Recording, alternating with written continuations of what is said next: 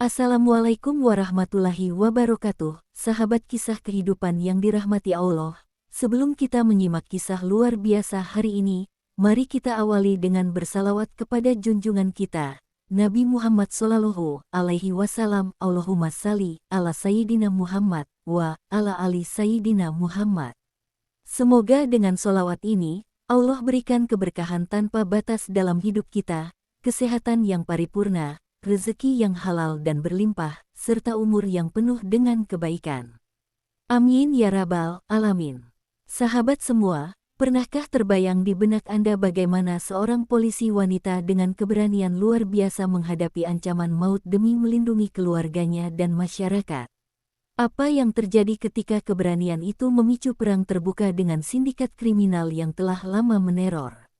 Saksikan kisah menegangkan ini sampai akhir, karena ada pelajaran hidup yang sangat berharga di dalamnya. Tulis di kolom komentar daerah asal Anda, sahabat, agar kita semua semakin terasa dekat meski berjauhan. Selamat menyaksikan, semoga kisah ini menggugah hati kita semua. Adisti Prameswari, seorang inspektur kepala yang dikenal tegas dan berdedikasi, menikmati kehidupan sederhana bersama suaminya, Raka. Setelah bertahun-tahun mengabdi di kepolisian, Adisti memutuskan untuk tinggal di sebuah kawasan padat penduduk, di mana mereka membuka sebuah toko kelontong kecil untuk menopang kehidupan. Lingkungan itu tampak bersahabat, namun menyimpan riak yang tak kasat mata. Hampir setiap pagi, Adisti membantu Raka menata barang dagangan sebelum berangkat ke kantor. Suara deru motor dan percakapan warga menjadi latar yang akrab di telinganya. Meski tampak damai, Adisti selalu waspada. Naluri seorang polisi tak pernah benar-benar padam. Pada suatu sore yang gerimis, Raka pulang lebih awal dengan wajah muram. Adisti yang tengah merapikan laporan tugas di rumah, segera menyadari perubahan sikap suaminya. "Ada apa, Mas?" tanyanya pelan, mencoba membaca ekspresi suami yang tampak cemas. Raka menarik napas dalam. Ada sekelompok orang datang ke toko. Mereka meminta uang keamanan. Adisti mendadak membeku. Kata-kata itu menggema dalam pikirannya. Ia sudah mendengar desas-desus tentang geng yang kerap memeras pedagang kecil di sekitar tempat tinggalnya, namun baru kali ini mereka berani menyentuh keluarganya. "Siapa mereka?" tanya Adisti, matanya tajam. "Katanya dari GRIB. Pemimpinnya Sugeng, yang lain hanya diam mendampingi," jawab Raka lirih. Adisti mengepalkan tangannya. Meski amarah membuncah, ia tetap berusaha tenang. Apa yang mereka lakukan selain meminta uang? Mereka ancam kalau minggu depan tidak ada uang yang disiapkan, toko akan dirusak, sahut Raka. Adisti terdiam sejenak. Pikirannya bekerja cepat, menganalisa setiap kemungkinan. Ia tahu menghadapi geng seperti itu tak bisa sembrono, apalagi mereka terkenal bengis dan ditakuti warga. "Minggu depan aku yang akan menghadapi mereka," kata Adisti mantap. "Kamu jangan takut, aku akan lindungi kita." Malam itu, suasana rumah mereka dipenuhi ketegangan. Adisti memeriksa kembali sistem keamanan di toko dan berbicara dengan beberapa tetangga. Namun kebanyakan warga hanya menunduk dan memilih diam, ketakutan sudah terlalu lama mengakar di hati mereka. Hari-hari berikutnya berjalan lambat. Raka terus memantau toko dengan waspada, sementara Adisti mempersiapkan segala kemungkinan. Ia mencari informasi lebih lanjut tentang Sugeng dan kelompok GRIB melalui jalur internal kepolisian, namun menyadari geng itu sangat licin dan sulit disentuh secara hukum karena minimnya bukti dan saksi. 1 minggu kemudian, hari yang dinanti pun tiba. Sejak pagi, Adisti sudah merasa ada yang tak beres. Suasana sekitar toko tampak lebih sepi dari biasanya, seolah warga memilih menjauh dari kemungkinan keributan. Raka berusaha tetap tenang, sementara Adisti diam-diam sudah bersiap di sudut toko, mengenakan jaket biasa namun dengan kewaspadaan penuh. Tepat pukul 3 sore, suara motor berderu kencang memecah keheningan. 3 pria bertubuh kekar turun dari motor. Sugeng berjalan paling depan, wajahnya garang dan tanpa rasa takut. 2 anak buahnya mengikut dari belakang, menjaga jarak dengan pandangan mengancam. Mana uangnya? Gertak Sugeng begitu memasuki toko. Raka menelan ludah, matanya melirik Adisti yang perlahan keluar dari persembunyian. Kami tidak akan bayar sepeser pun, kata Adisti tegas, melangkah maju hingga berdiri berhadapan langsung dengan Sugeng. Sugeng tertawa mengejek. Siapa kamu? Mau sok jago di depan kami? Aku Adisti Prameswari, polisi, dan aku peringatkan untuk berhenti mengganggu warga di sini, jawab Adisti dengan nada dingin namun penuh wibawa. Seketika wajah Sugeng berubah merah padam. Polisi sekalipun tidak bisa seenaknya di wilayah kami, teriaknya. Tanpa peringatan lebih lanjut, Sugeng melayangkan pukulan. Namun Adisti sudah siap. Dengan gerakan cepat, ia menangkis serangan itu dan melumpuhkan Sugeng dengan teknik bela diri yang dikuasainya selama bertahun-tahun. Anak buah Sugeng terkejut dan mencoba membantu, tapi Adisti berhasil menghadapi mereka satu persatu, hingga akhirnya ketiganya terkapar di lantai toko. Beberapa warga yang mengintip dari kejauhan mulai berani mendekat, merekam kejadian dengan ponsel mereka. Video itu menyebar cepat di media sosial, memicu gelombang dukungan dari netizen yang memuji keberanian Adisti. Namun Adisti tahu ini belum berakhir. Malam itu, ia menerima pesan misterius di ponselnya. Pesan singkat yang hanya berisi 2 kata, "Kami datang." Adisti menatap layar ponselnya dengan tatapan tajam. Ia tahu, konfrontasi yang lebih besar sedang menunggu di depan. Setelah kejadian di toko, ketenangan sementara menyelimuti lingkungan tempat tinggal Adisti dan Raka. Video aksi heroik Adisti yang viral membuat warga sekitar mulai merasa ada harapan. Namun di balik keberanian yang mulai tumbuh, bayangan ketakutan masih menggantung pekat. Di kantor polisi, Adisti dipanggil oleh atasannya. Inspektur Utama Bagas memandangnya dengan campuran bangga dan khawatir. "Aksi kamu luar biasa, Adisti. Tapi kamu juga harus hati-hati. GRIB bukan geng kecil. Mereka punya jaringan luas," ucap Bagas sambil menyerahkan berkas laporan tentang GRIB yang selama ini sulit disentuh. "Aku sudah siap dengan segala risikonya, Pak," jawab Adisti mantap. Sore itu, setelah selesai bertugas, Adisti pulang lebih cepat.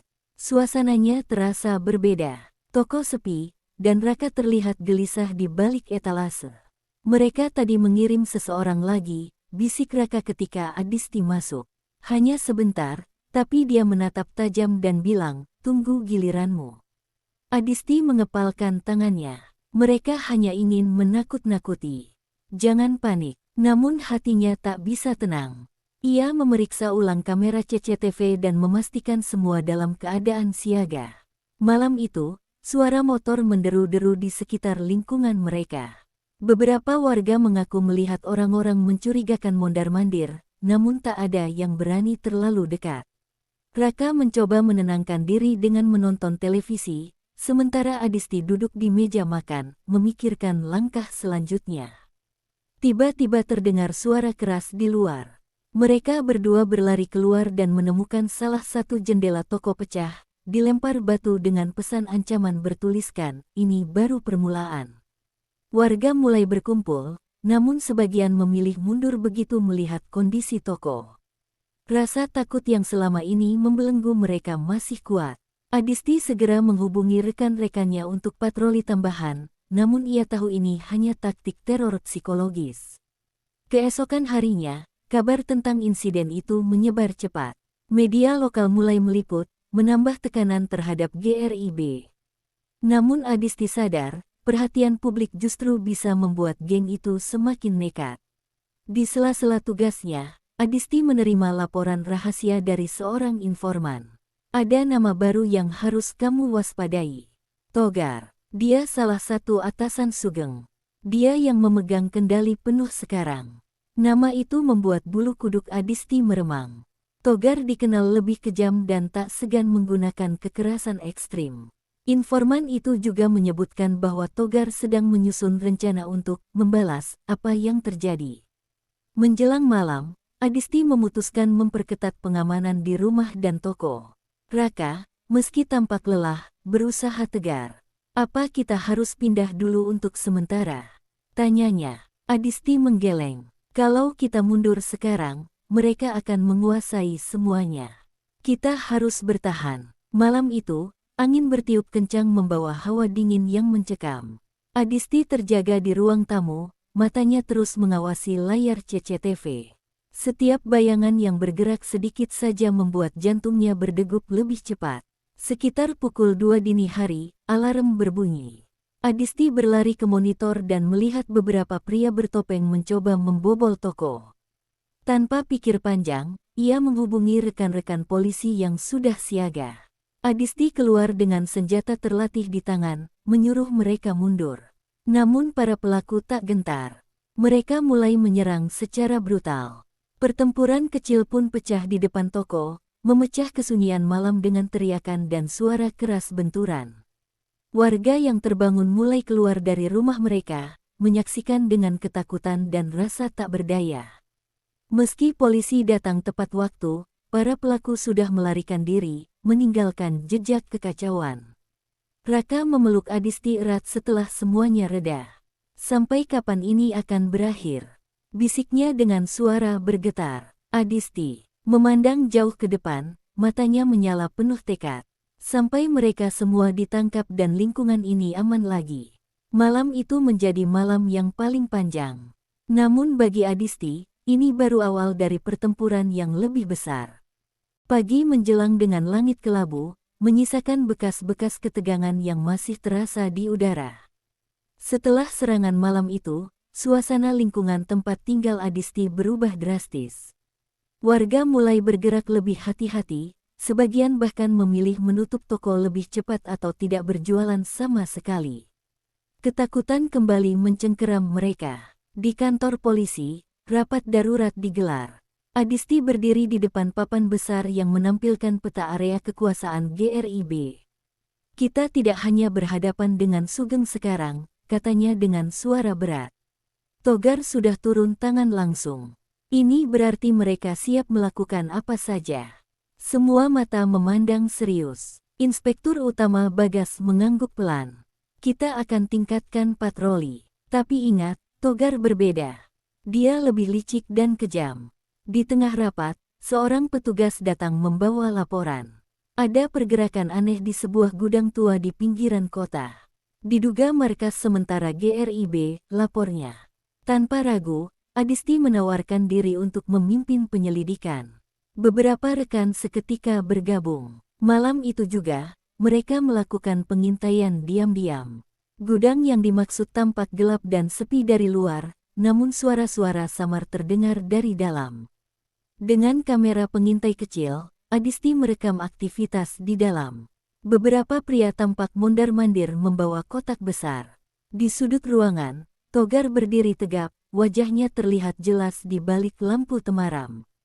Sorot matanya tajam, penuh kemarahan yang mendidih.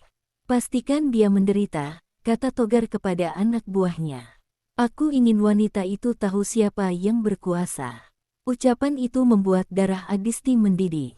Namun ia menahan diri, mengumpulkan bukti sebanyak mungkin sebelum mengambil tindakan. Saat kembali ke markas, Adisti menyusun rencana untuk penggerebekan. Tapi ia juga sadar, Togar tak akan diam jika tahu dirinya sedang diburu. Keesokan harinya, Adisti pulang ke rumah dengan hati was-was. Ia memeriksa toko dan rumah dengan seksama, mencari tanda-tanda yang mencurigakan. Raka menyambut dengan senyum lelah namun tetap berusaha tegar. Bagaimana perkembangan penyelidikan? Tanya Raka. Kita dapat petunjuk penting, tapi ini belum cukup untuk menjatuhkan mereka, jawab Adisti, duduk di kursi makan dan memijat pelipisnya yang tegang. Malam pun tiba, membawa rasa was-was yang makin kuat. Sekitar pukul 11 malam, suara mobil berhenti tepat di depan toko. Adisti segera mengintip dari celah jendela. Seorang pria keluar, meletakkan sebuah kotak besar di depan pintu, lalu pergi tanpa berkata apa-apa. Raka dan Adisti mendekati kotak itu dengan hati-hati. Adisti membuka perlahan, napasnya tercekat saat melihat isinya, seekor ayam hitam yang sudah mati dengan leher terpotong, di atas secarik kertas bertuliskan, giliranmu akan tiba. Raka mundur beberapa langkah, wajahnya pucat. Ini sudah gila, gumamnya. Adisti memandangi kotak itu dengan mata tajam. Mereka hanya ingin menakut-nakuti kita. Tapi ini juga tanda kalau mereka makin terdesak. Pagi berikutnya, berita tentang teror ayam mati itu mulai menyebar. Media kembali menyoroti keberanian Adisti, memicu gelombang dukungan dari masyarakat luas, bahkan beberapa tokoh publik turut bersuara. Tapi di balik itu semua, Adisti tahu bahaya semakin dekat. Di kantor, seorang informan yang sudah lama menyusup di GRIB datang dengan napas tersengal. "Bu, mereka merencanakan sesuatu yang besar malam ini.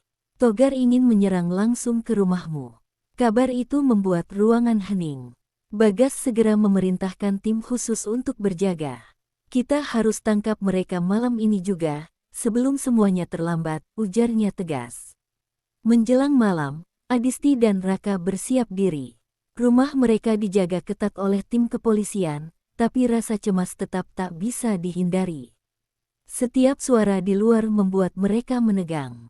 Waktu berlalu perlahan, hingga sekitar pukul 2 dini hari, suara langkah kaki terdengar di halaman. Kamera CCTV menangkap beberapa pria bersenjata tajam mendekat dengan langkah perlahan. Tim polisi yang siaga segera bersiaga penuh. Adisti menggenggam tangan Raka erat. "Apapun yang terjadi, tetap di sini," bisiknya sebelum bergabung dengan tim di luar. Suasana menjadi sangat mencekam. Lampu sorot polisi tiba-tiba dinyalakan, menerangi para penyerang yang terkejut dan mencoba melarikan diri. Kejar-kejaran pun terjadi di sekitar lingkungan yang kini kembali bergemuruh. Tapi di balik semua keributan itu, Adisti merasakan sesuatu yang ganjil.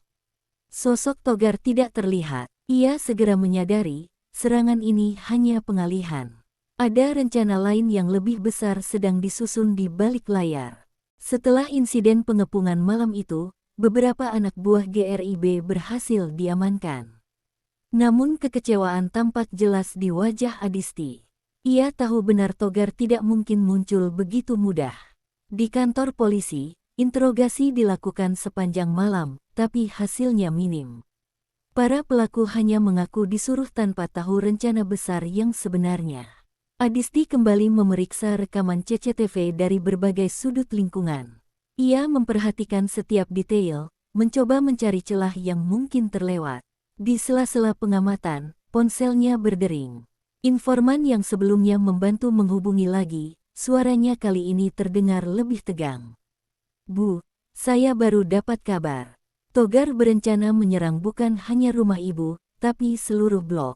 Dia ingin membuat semua orang takut agar tidak ada yang berani melawan lagi." Ucapan itu membuat Adisti terdiam sejenak. Bahaya kali ini lebih besar dari yang ia perkirakan. Ini bukan lagi soal dendam pribadi, tapi teror besar yang mengancam seluruh lingkungan.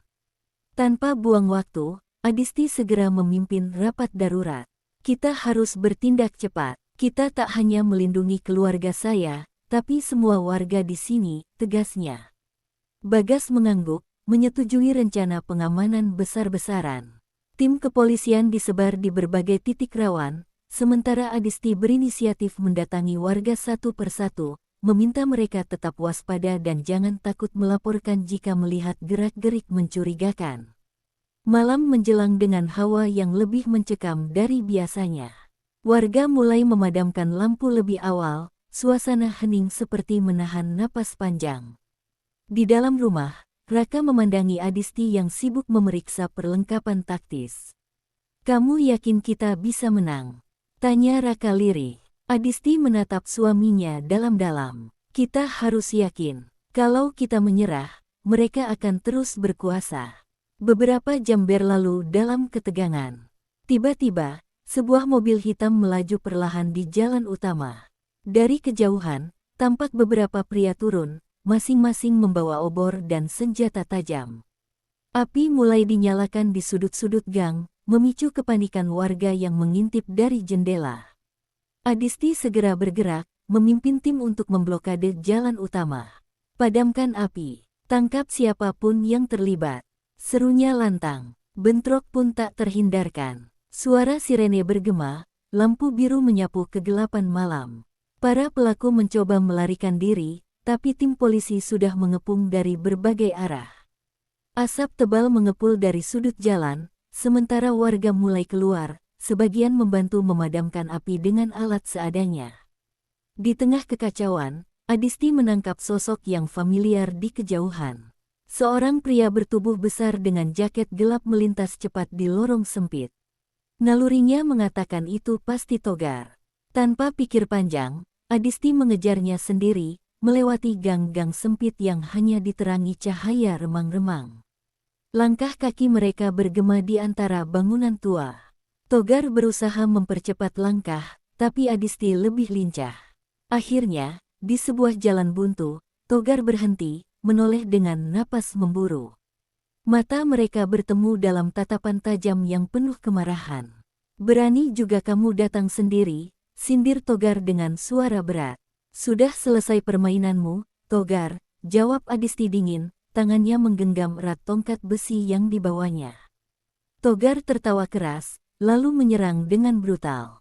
Adu fisik terjadi di lorong sempit itu, suara pukulan dan benturan keras terdengar berulang kali. Togar jelas kuat, tapi Adisti lebih cepat dan terlatih. Setiap gerakan Togar diantisipasi dengan cermat. Perlahan tapi pasti, Togar mulai kehabisan tenaga. Dalam satu momen penentuan, Adisti berhasil memutarbalikkan serangan Togar, menjatuhkannya ke tanah dan memborgolnya cepat. Napasnya terengah, tapi matanya tetap tajam mengawasi musuh yang kini terkapar tak berdaya. Tak lama kemudian, rekan-rekan polisi tiba dan segera mengamankan Togar. Warga yang mulai berkumpul di sekitar lorong itu bersorak pelan, rasa lega mulai tampak di wajah mereka. "Ini belum selesai," gumam Togar sebelum digiring masuk ke mobil patroli. Adisti hanya memandangnya tanpa berkata apa-apa. Malam itu, meski kelelahan, ia tahu satu hal, teror yang selama ini menghantui lingkungan mereka akhirnya mulai runtuh. Namun jauh di dalam hatinya, Adisti sadar bahwa keberanian warga dan solidaritas mereka adalah kunci sesungguhnya untuk mempertahankan kebebasan yang baru saja diperjuangkan. Pagi itu, suasana di lingkungan Adisti terasa berbeda. Untuk pertama kalinya dalam beberapa bulan terakhir, warga berani keluar rumah dengan lebih percaya diri. Anak-anak kembali bermain di gang kecil, para pedagang membuka toko mereka tanpa rasa takut berlebihan. Namun Adisti tahu, meski Togar telah ditangkap, bayang-bayang GRIB belum sepenuhnya sirna. Di kantor polisi, Adisti bersama Inspektur Utama Bagas dan tim khusus mempersiapkan berkas-berkas untuk menjerat Togar dan anak buahnya secara hukum. "Kita harus punya bukti yang kuat. Togar punya banyak cara untuk lolos jika kita lengah," ujar Bagas tegas. Adisti memeriksa setiap dokumen, termasuk rekaman CCTV, laporan warga, dan hasil interogasi. Satu demi satu saksi mulai berani memberikan keterangan. Keberanian Adisti yang viral rupanya membangkitkan nyali banyak orang yang sebelumnya bungkam. Namun sore itu, sesuatu yang tidak terduga terjadi. Seorang warga datang tergesa-gesa ke kantor polisi, napasnya tersengal saat berbicara. "Bu Adisti, ada yang aneh.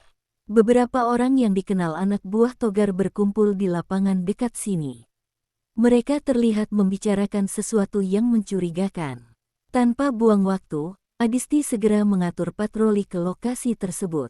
Di lapangan kosong itu, tampak sekelompok orang berkumpul membentuk lingkaran. Saat polisi datang, mereka tak langsung bubar, seolah sengaja menantang. Salah satu pria bertubuh besar maju ke depan. "Kami menuntut pembebasan Togar. Kalau tidak, kalian akan lihat akibatnya." Adisti melangkah maju dengan tatapan tajam. "Togar sudah melakukan kejahatan. Hukum yang akan memutuskan nasibnya, bukan kalian." Sorak-sorai kecil terdengar dari kerumunan. Beberapa dari mereka tampak gelisah, sementara yang lain memegang senjata tajam tersembunyi di balik baju. Ketegangan memuncak ketika salah satu dari mereka melempar batu ke arah polisi. Seketika, situasi berubah kacau. Polisi membentuk barisan pertahanan, sementara Adisti mencoba meredam situasi agar tak berkembang menjadi kericuhan besar. Semua mundur sekarang juga, serunya lantang. Namun kelompok itu mulai memanas. Beberapa di antaranya memaksa mendekat, mencoba memprovokasi lebih jauh. Dalam hitungan menit, bantuan tambahan tiba, membuat kelompok itu akhirnya tercerai-berai dan melarikan diri ke berbagai arah. Adisti mengejar salah satu pria yang tampak sebagai provokator utama. Di sudut gang, pria itu terpojok dan mencoba melawan, tapi Adisti berhasil membekuknya dengan cekatan. Kalian pikir bisa terus mengintimidasi warga? Abis sudah waktumu. Desisnya tajam sebelum menggiring pria itu ke mobil patroli. Malam itu, Adisti kembali memantau situasi dari markas. Informasi demi informasi mengalir masuk, menandakan bahwa GRIB mulai kehilangan kekuatannya. Namun di sudut pikirannya, Adisti masih merasakan ada sesuatu yang belum beres. Raka menyusulnya ke markas dengan membawa bekal makan malam.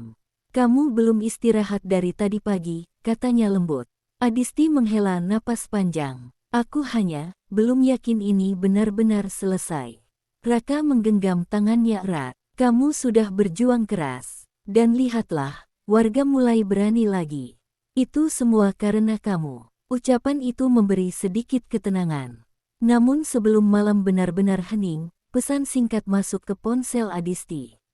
Isinya hanya beberapa kata, kami masih di sini, dan kami tidak sendiri. Adisti menatap layar ponsel itu lama, matanya menyipit penuh kewaspadaan. Ia tahu, pertempuran belum sepenuhnya berakhir. Masih ada babak lain yang harus dihadapi. Malam-malam berikutnya berjalan dengan kewaspadaan tinggi. Meski situasi tampak lebih tenang di permukaan, Adisti tidak pernah lengah.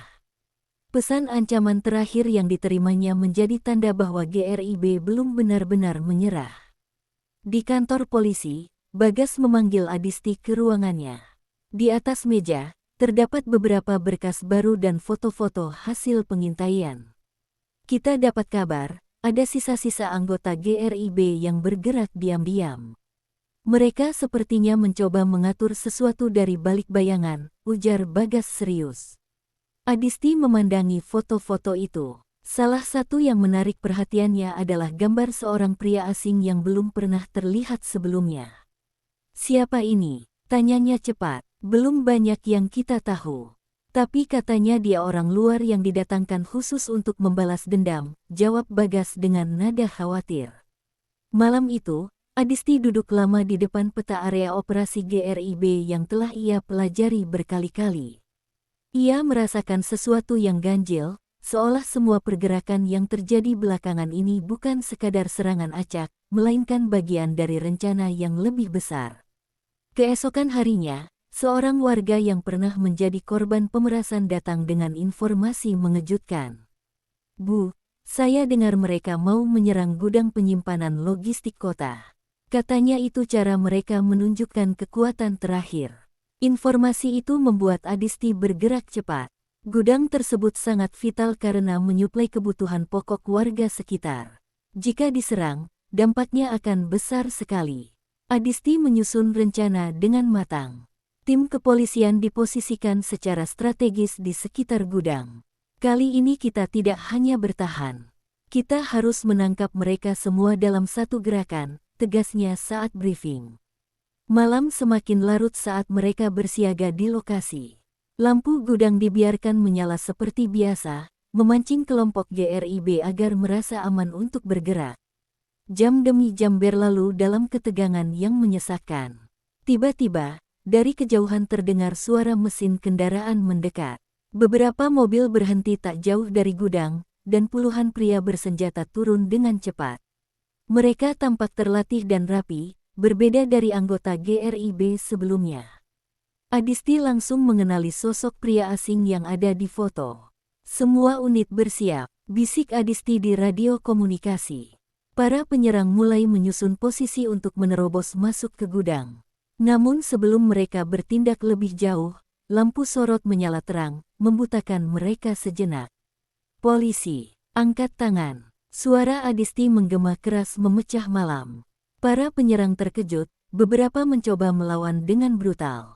Baku tembak dan bentrok sengit pecah di area gudang. Adisti berada di garis depan, memimpin langsung penyerbuan. Pria asing yang menjadi otak serangan itu melawan dengan gigih, tapi akhirnya berhasil dilumpuhkan setelah pertarungan sengit. Di sisi lain, beberapa anak buah GRIB berhasil kabur, namun sebagian besar berhasil ditangkap. Suasana gudang penuh dengan suara sirene dan teriakan komando. Setelah semuanya terkendali, Adisti berdiri di tengah lapangan, napasnya terengah tapi matanya tetap tajam. Bagas menghampiri dengan ekspresi lega. Kita berhasil, Adisti. Ini akhir dari semuanya. Namun Adisti hanya mengangguk pelan, memandangi para pelaku yang digiring ke mobil patroli. Di wajah mereka masih terpampang amarah dan dendam yang belum padam. Malam itu, Adisti kembali ke rumah dan memeluk Raka erat. Sudah selesai, bisik Raka pelan. Adisti menatap keluar jendela yang gelap, suara sirene perlahan menghilang di kejauhan. Untuk sekarang, iya, jawabnya pelan, meski hatinya tahu perjuangan melawan kejahatan tidak akan pernah benar-benar berakhir. Beberapa hari setelah penangkapan besar-besaran di gudang logistik, suasana di lingkungan tempat tinggal Adisti mulai terasa jauh lebih tenang. Warga yang sebelumnya hidup dalam bayang-bayang ketakutan perlahan-lahan kembali menjalani aktivitas seperti biasa. Anak-anak berlarian di gang sempit, para pedagang kembali membuka lapak dengan senyum lebar. Di kantor polisi, suasana lebih sibuk dari biasanya. Berkas-berkas penangkapan terus disusun untuk memperkuat proses hukum. Adisti, yang biasanya selalu bergerak di lapangan, kini lebih banyak berkutat dengan laporan dan bukti-bukti yang harus diverifikasi. Namun meski segala sesuatunya tampak berjalan baik, Adisti merasakan ada yang ganjil. Di sela-sela pekerjaannya, ia menerima pesan singkat dari seorang warga yang pernah menjadi saksi. "Bu, saya rasa masih ada yang mengawasi kami. Orang-orang asing sering mondar-mandir di dekat pasar." Pesan itu membuat Adisti kembali waspada. Ia tahu benar bahwa meski pimpinan utama GRIB telah ditangkap, sisa-sisa kekuatan mereka bisa saja masih ada, berusaha mencari celah untuk kembali beraksi. Malam itu, saat duduk bersama Raka di ruang tamu, Adisti membagikan kegelisahannya. "Aku merasa ini belum benar-benar berakhir," ucapnya lirih. Raka memegang tangannya erat. "Kamu sudah melakukan lebih dari cukup. Warga di sini semua berutang keberanian mereka padamu." Adisti mengangguk pelan, namun matanya menatap jauh keluar jendela, menerawang dalam diam. Keesokan harinya, Adisti memutuskan untuk berkeliling lingkungan, berbicara langsung dengan warga. Ia ingin memastikan bahwa mereka tidak hanya merasa aman, tapi juga benar-benar berani untuk terus melawan intimidasi. Di pasar, ia bertemu dengan beberapa pedagang yang kini mulai berani membuka suara. "Bu Adisti, terima kasih. Karena Ibu, kami bisa bernapas lega lagi," ujar salah satu pedagang sambil menepuk bahunya. Namun tak lama kemudian, seorang anak kecil berlari menghampiri, napasnya terengah. "Bu, ada yang aneh di ujung gang." Orang-orang berkumpul dan sepertinya ribut. Adisti segera bergegas ke lokasi yang dimaksud. Di ujung gang, beberapa pria asing terlihat memaksa seorang pedagang tua untuk memberikan uang. Warga sekitar hanya berani melihat dari kejauhan, ketakutan kembali tampak di mata mereka.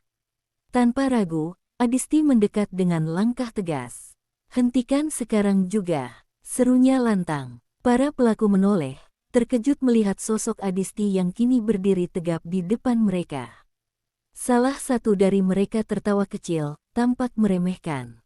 "Oh, jadi ini polisi yang katanya hebat itu," ujarnya sinis. "Aku beri kalian satu kesempatan.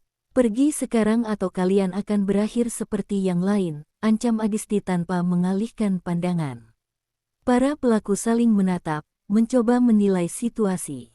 Namun ketika beberapa warga mulai berani mendekat, memperlihatkan dukungan mereka secara diam-diam, para pelaku tampak gentar.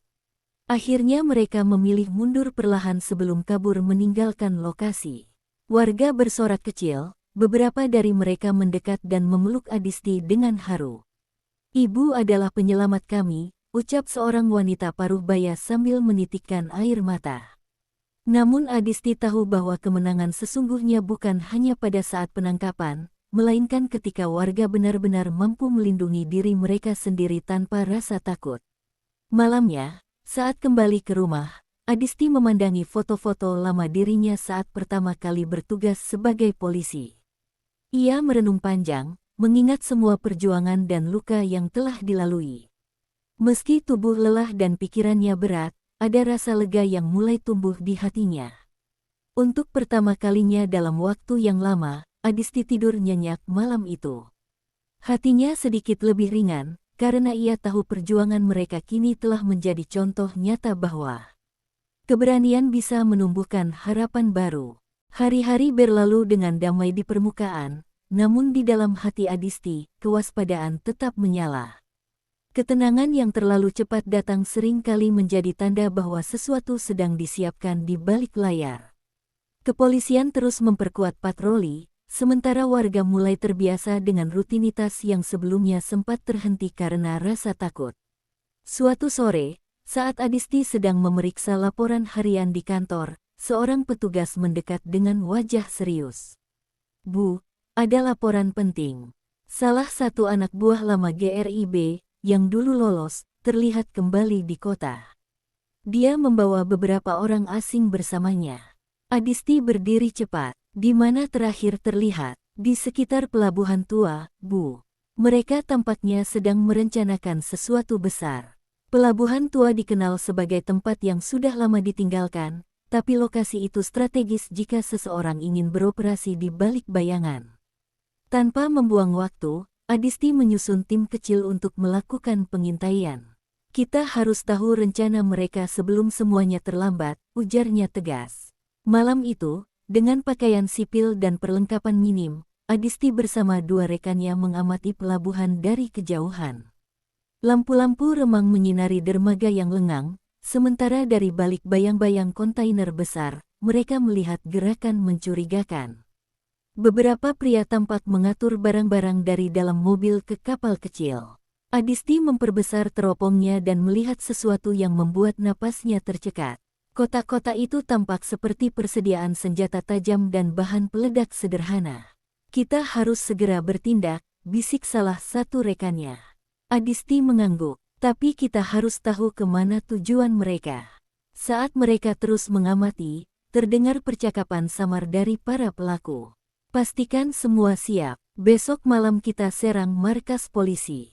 Kita hancurkan mereka dari dalam," kata salah satu pria bertubuh besar dengan suara berat.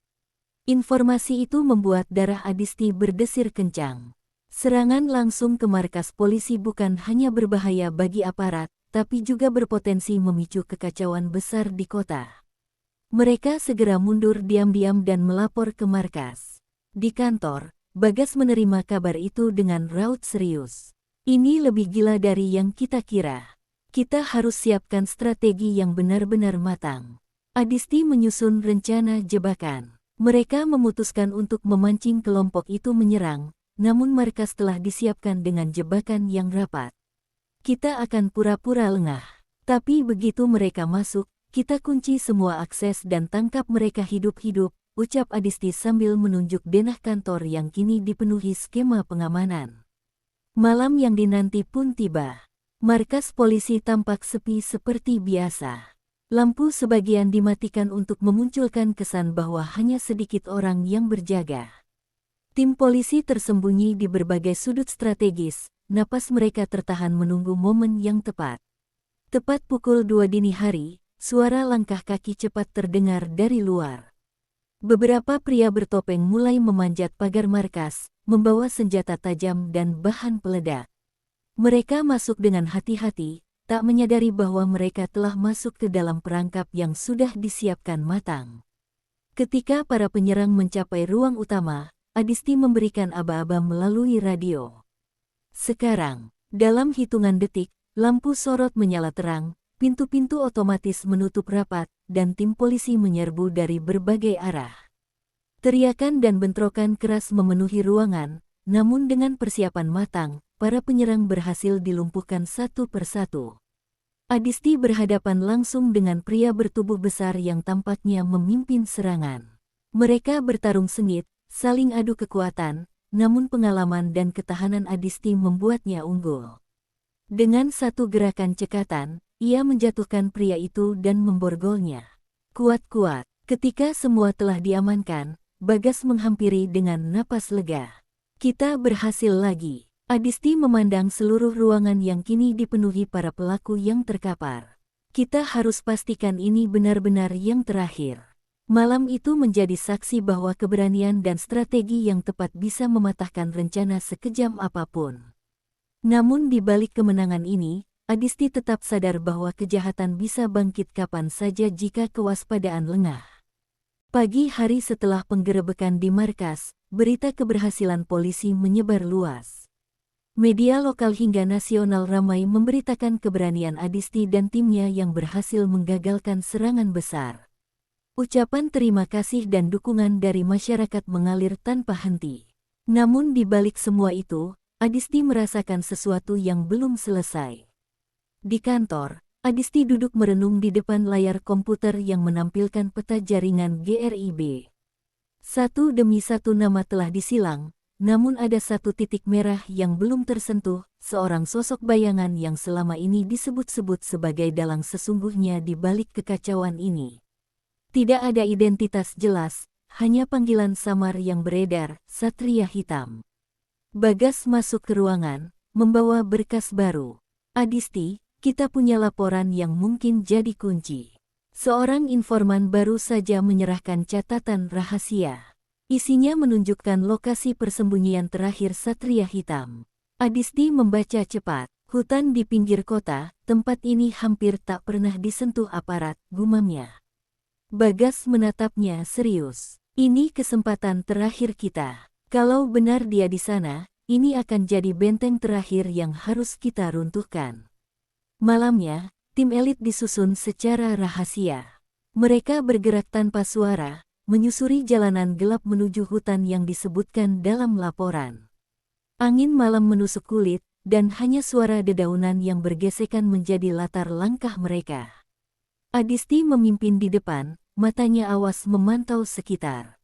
Setelah 1 jam berjalan, mereka tiba di sebuah bangunan tua tersembunyi di balik pepohonan lebat.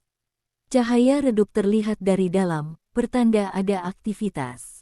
Dengan isyarat tangan, Adisti membagi tim menjadi beberapa kelompok kecil.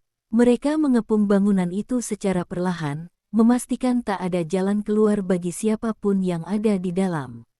Saat semuanya siap, Adisti mendekat ke pintu utama dan memberi aba-aba. Pintu didobrak serentak, dan tim masuk dengan sigap. Di dalam, beberapa pria bersenjata terkejut, berusaha melawan, tapi tak butuh waktu lama untuk melumpuhkan mereka. Di ruangan paling belakang, Adisti menemukan seorang pria bertubuh tegap duduk di kursi, menatapnya tanpa ekspresi. Wajahnya keras, matanya tajam, dan aura dingin menyelimuti dirinya. Tanpa diperintah, pria itu berdiri perlahan, melempar senyum tipis yang penuh ejekan. Jadi ini dia polisi yang selama ini membuat kami bertekuk lutut, ucapnya datar. Permainanmu selesai di sini, balas Adisti tegas. Tanpa aba-aba, pria itu menyerang cepat, jauh lebih gesit daripada yang Adisti bayangkan. Adu fisik yang intens terjadi di ruangan sempit itu, keduanya saling menyerang dengan kekuatan penuh. Adisti memanfaatkan segala kemampuan bela dirinya untuk bertahan dan melawan balik. Serangan demi serangan bergulir cepat, membuat peralatan di ruangan berjatuhan satu persatu. Dengan teknik kuncian yang dikuasainya, Adisti akhirnya berhasil menjatuhkan pria itu dan memborgol tangannya. Napasnya terengah, namun matanya tetap tajam, memastikan tak ada celah bagi pria itu untuk kabur. "Siapa namamu sebenarnya?" tanya Adisti saat pria itu terbaring di lantai. "Satria Hitam hanyalah nama jalanan," jawabnya dingin. "Tapi ingat, selalu akan ada yang menggantikan kami." Adisti menatapnya lama sebelum menyerahkan pria itu kepada tim untuk diamankan. Malam itu, langit tampak lebih cerah, seolah ikut menjadi saksi bahwa perang panjang ini akhirnya menemukan titik terang. Di perjalanan pulang, Adisti duduk termenung di dalam mobil patroli. Raka menelepon, suaranya penuh kelegaan. Kamu baik-baik saja. Adisti mengangguk meski tak terlihat. Aku baik. Semua hampir selesai. Malam itu, untuk pertama kalinya setelah sekian lama, Adisti membiarkan dirinya tersenyum tipis. Ada kepuasan yang mengendap, meski ia sadar sepenuhnya bahwa tugas seorang polisi tak pernah benar-benar usai. Pagi itu, kota menyambut hari baru dengan rasa lega yang belum pernah dirasakan sejak lama. Berita tentang penangkapan Satria Hitam menjadi headline di mana-mana. Media nasional menyebut keberhasilan ini sebagai tonggak penting dalam pemberantasan kejahatan terorganisir. Warga yang dulu takut perlahan mulai berani menyuarakan dukungan mereka secara terbuka. Di markas kepolisian, suasana penuh dengan senyum lega dan tepukan di bahu. Bagas memandang Adisti dengan bangga. Kerja kerasmu luar biasa, Adisti. Tanpa kamu, semua ini takkan pernah tercapai. Adisti hanya tersenyum kecil, matanya menatap jauh keluar jendela. Ia tahu perjuangan selama ini bukan hanya soal menangkap para pelaku, tetapi juga membangun keberanian di hati warga yang selama ini hidup dalam bayang-bayang ketakutan. Raka datang menyusul ke kantor, membawa secangkir kopi hangat untuk Adisti. Aku tahu kamu gak akan berhenti sebelum semuanya selesai, ucapnya lembut. Adisti menerima cangkir itu dan menghela napas panjang. Kita memang sudah melalui banyak hal. Tapi yang paling membuatku lega, warga akhirnya berani berdiri sendiri sekarang. Beberapa hari kemudian, diadakan pertemuan warga di lapangan utama. Adisti diminta berbicara di depan umum. Wajah-wajah yang dulu penuh ketakutan kini memancarkan harapan. Anak-anak duduk di pangkuan orang tua mereka, mendengarkan setiap kata yang keluar dari mulut Adisti. Semua yang terjadi di sini adalah bukti bahwa keberanian tidak hanya ada di seragam polisi, kata Adisti lantang. Keberanian sejati adalah ketika kita semua bersatu dan tidak membiarkan rasa takut menguasai hidup kita. Tepuk tangan bergema di seluruh lapangan. Mata banyak orang berkaca-kaca. Hari itu menjadi momen bersejarah, bukan hanya karena keamanan telah kembali, tetapi karena komunitas yang dulu tercerai-berai kini bersatu lebih kuat dari sebelumnya. Malamnya, saat semua kembali ke rutinitas yang lebih damai, Adisti duduk di teras rumah bersama Raka. Mereka menikmati keheningan yang selama ini terasa langka. Lampu-lampu toko kembali menyala terang. Suara tawa anak-anak menggema dari kejauhan. Apa kamu akhirnya bisa bernapas lega sekarang? Tanya Raka sambil menggenggam tangan Adisti. Adisti tersenyum, matanya menatap langit malam yang bertabur bintang. Untuk pertama kalinya, iya. Tapi aku tahu tugas ini tidak pernah benar-benar selesai. Kita harus selalu siap. Raka mengangguk pelan. Apapun yang terjadi, kita hadapi bersama. Adisti memandang suaminya dengan mata yang penuh kehangatan. Malam itu, mereka membiarkan diri larut dalam ketenangan yang sudah lama dirindukan. Meski jalan yang telah dilalui penuh duri dan luka, cahaya di ujung terowongan kini tampak nyata. Perjalanan panjang itu akhirnya mencapai titik di mana keberanian, ketulusan, dan kebersamaan menjadi kekuatan utama. Kota yang dulu dikuasai oleh ketakutan kini berdiri tegak, lebih kuat dari sebelumnya, siap menghadapi hari esok dengan semangat baru.